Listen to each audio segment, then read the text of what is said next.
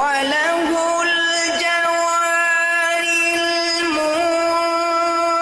المنشآت في البحر كالأعلام فبأي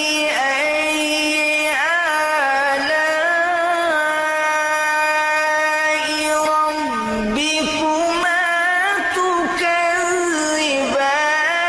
كل من عليها فان ويبقى وجه ربك ذو الجلال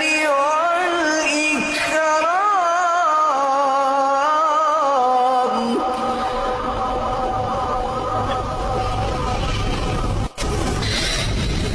فبأي